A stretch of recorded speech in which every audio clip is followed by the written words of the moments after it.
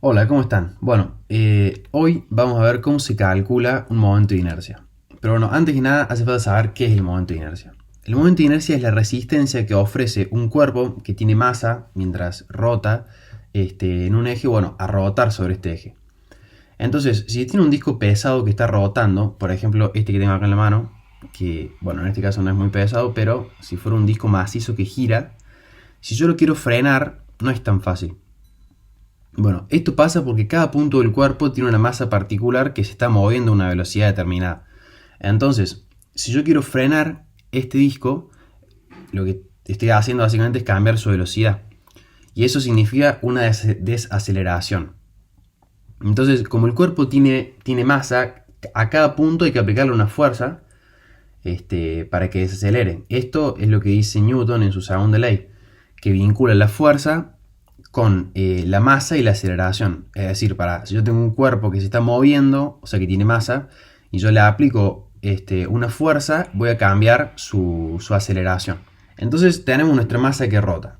Y en cada partícula hay una fuerza que hay que aplicarle a cada partícula para cambiar la aceleración, o sea, frenarla.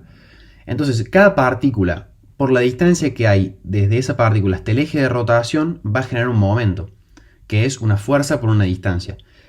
Bueno, si nosotros sumamos todos los momentos, se llega a esta fórmula que voy a poner por acá.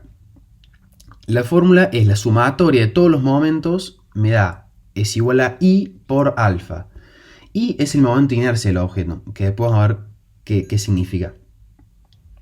Y A es la aceleración angular, que en este caso la aceleración angular es como la aceleración lineal, solo que en vez de ser un cambio de velocidad lineal es un cambio de velocidad angular, es decir, un cambio de ángulo. Bueno, el momento de inercia es esta fórmula, que es la integral de R, que es la distancia que hay entre cada masa a el eje de rotación, por el diferencial de masa, que es como una masa muy chiquitita. Entonces, si yo sumo todas las masas del cuerpo, porque están todas actuando en ese momento, se llega a esta fórmula. Bueno, esto básicamente es el momento de inercia, que termina resultando en lo que dijimos al principio, que es la resistencia que tiene el cuerpo a rotar. Entonces, dependiendo del cuerpo, si uno a este disco, por ejemplo, lo pongo de esta forma, va a tener una resistencia, pero si yo lo quiero girar en este sentido, va a tener otra resistencia distinta. Esto pasa porque, como el momento de inercia, como vimos en la fórmula antes, depende del cuadrado de las distancias de cada punto de masa al eje de rotación, si yo cambio el eje de rotación, por más mínimo que sea el cambio, como la distancia varía, la distancia varía al cuadrado, me va a cambiar bastante el momento de inercia, ya sea aumentarlo o disminuirlo. Pero bueno, eso ya va a depender de la fórmula y habrá que comprobarlo matemáticamente. Entonces, ahora sabiendo qué es el momento de inercia, vamos a ver cómo se calcula. Bueno, para todas las formas geométricas que son fáciles, por ejemplo, bueno, este cilindro, ya hay fórmulas establecidas. Entonces, si vos sabes, lo podés medir, es fácil, lo calculás y listo. Pero el problema está cuando hay formas que sean irregulares. No sé, por ejemplo, estos anteojos, si yo quiero calcular el momento de inercia de estos anteojos, es medio complicado. Porque no puedo medirlo, no puedo sacar la forma o no es tan fácil.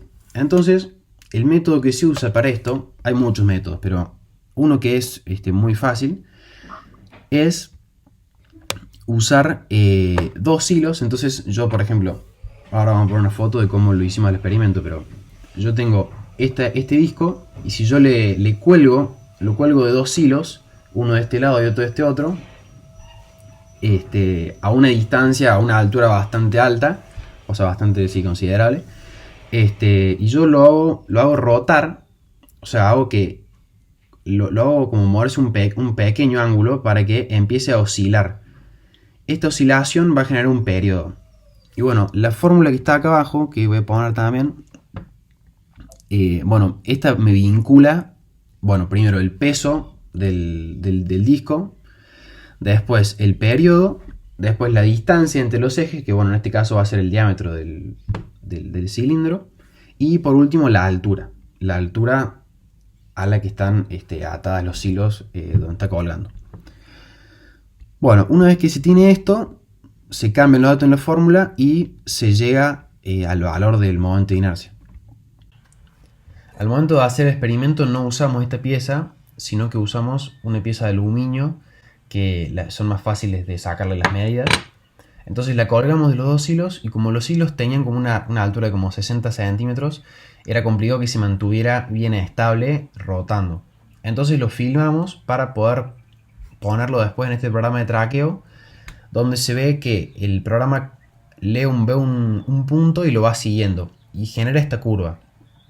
Después los datos se pasan a un Excel y una vez que se filtra se encuentra el periodo haciendo la diferencia entre dos crestas consecutivas.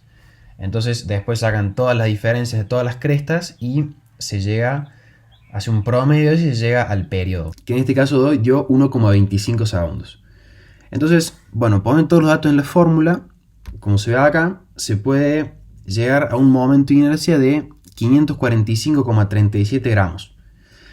Este momento es el momento que nos dio experimental. Y después, en la otra fórmula, que es la que habíamos puesto al principio, donde bueno, era la fórmula teórica para calcular el momento de inercia en esta pieza, que en este caso es una pieza que es un cilindro, pero que tiene un agujero en el medio, que es la misma pieza que usamos, o sea, es el mismo concepto que usamos para el experimento real.